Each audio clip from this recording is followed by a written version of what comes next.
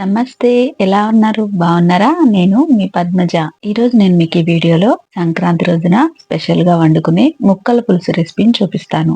ఈ ముక్కల పులుసులోకి ముద్దపప్పు కాంబినేషన్ అయితే చాలా బావుంటుంది.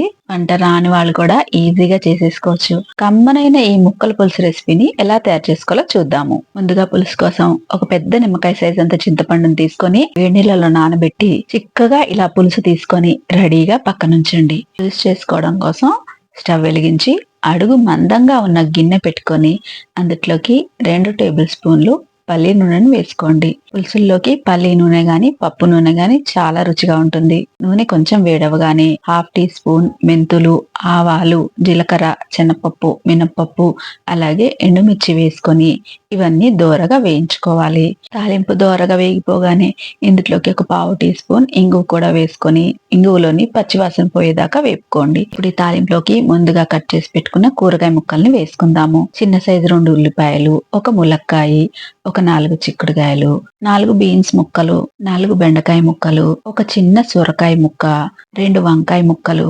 మీడియం సైజున టమాటా ముక్కలు 2, ఒక పెద్ద ముక్క గుమ్మడికాయ ముక్కలు ఇలా వేసుకొని ఇవన్నీ నూనెలో బాగా వేగేలాగా ఒక 2 నిమిషాల పాటు వేపుకోవాలి. చూడండి కూరగాయలన్నీ ఎంత కలర్ఫుల్ గా కనిపిస్తున్నాయి కదా. ఇప్పుడు ఈ ముక్కల్లోకి కొంచెం కరివేపాకు, ఒక 1/2 టీ స్పూన్ పసుపు, 1 టీ స్పూన్ ఉప్పు వేసుకొని ఉప్పు పసుపు కూరగాయలకి బాగా పట్టేలాగా మంచిగా కలిపేసుకోవాలి. ఇదంతా మంచిగా కలిసిపోయిన తర్వాత ఇప్పుడు స్టవ్ ని మీడియం ఫ్లేమ్ లో పెట్టుకొని మూత పెట్టేసి ఈ కూరగాయ ముక్కల్ని ఒక 10 నుంచి 15 నిమిషాల పాటు మగ్గించుకోవాలి. ఒక 15 నిమిషాలకి ఈ కూరగాయ ముక్కలన్నీ కూడా 70% ఉడికిపోతాయి. ఒక 15 నిమిషాల తర్వాత నేను మీకు మూత తీసి చూపిస్తున్నానండి. చూడండి కూరగాయ ముక్కలన్నీ కూడా 70% ఉడికిపోయాయి. మిగతా 30% మనం పులుసు పోసిన తర్వాత ఉడికిపోతాయి. ఇప్పుడు ఈ కూరగాయ ముక్కల్లోకి కారం వేసుకోవాలి. నేనైతే 1.5 టేబుల్ స్పూన్ కారం వేస్తున్నానండి. పులుసుల్లోకి కొంచెం కారం ఎక్కువగా ఉంటేనే బాగుంటుంది.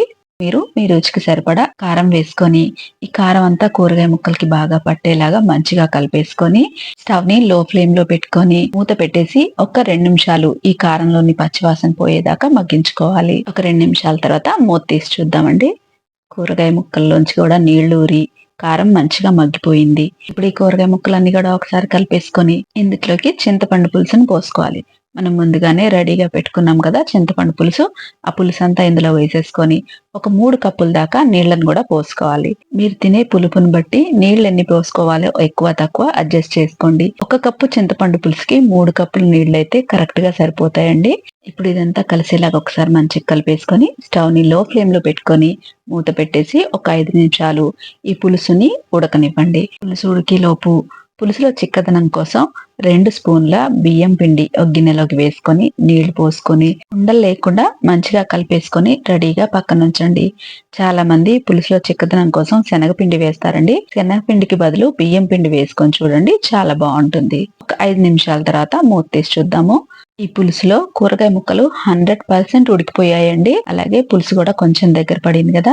ఇప్పుడు ఈ పులుసులోకి మనం కలిపి పెట్టుకున్న బియ్యం పిండి అంతా కూడా వేసేసుకోవాలి. బియ్యం పిండి వేయగానే పులుసు చాలా చిక్కబడుతుందండి. అందుకని పులుసులోకి ఇంకొక కప్పు నీళ్లు పోసుకోండి. నేను నీళ్లు పోసాను, ఆ క్లిప్ మిస్ అయింది. ఇప్పుడు ఈ టైంలో మీరు ఒకసారి ఉప్పు కారం చెక్ చేసుకోండి. మీకు గనక ఉప్పు గాని కారం గాని తగ్గిందనిపిస్తే మీ రుచికి సరిపడా ఉప్పుని కారాన్ని అడ్జస్ట్ చేసుకోండి. ఇందులోకి ఒక 4 పచ్చిమిర్చి వేసుకోవాలి. ఇప్పుడు ఈ పులుసులోకి 1 టేబుల్ స్పూన్ బెల్లం వేసుకోవాలి. బెల్లం వేయడం వల్ల రుచి చాలా బాగుంటుందండి. మీకు ఇష్టం లేకపోతే గనక స్కిప్ చేయండి. బెల్లం వేసుకున్న తర్వాత ఇదంతా ఒకసారి కలిసేలా కలుపుకొని మూత పెట్టేసి ఒక్క 2 నిమిషాలు సిమ్ లో ఈ పులుసుని ఉడకనివ్వండి. చూడండి ఒక 2 నిమిషాల తర్వాత నేను మీకు చూపిస్తున్నాను. గుమగుమలాడుతూ మన ముక్కల పులుసు దప్పడం రెడీ అయిపోయింది. ఈ ముక్కల పులుసు వేడి మీద కంటే చల్లారిన తర్వాత చాలా రుచిగా ఉంటుంది. అలాగే చల్లారిన తర్వాత ఈ ముక్కల పులుసు ఇంకా చిక్కబడుతుంది. ఇంకా చివర్లో పైనుంచి సన్నగా తరిగిన కొత్తిమీర వేసేసుకున్నామంటే సంక్రాంతి రోజున స్పెషల్ గా చేసుకునే మన ముక్కల పులుసు రెడీ అయిపోయింది. సువాసన పోకుండా మూత పెట్టేసి స్టవ్ ఆఫ్ చేసేసి పక్కకు దించేసుకోండి.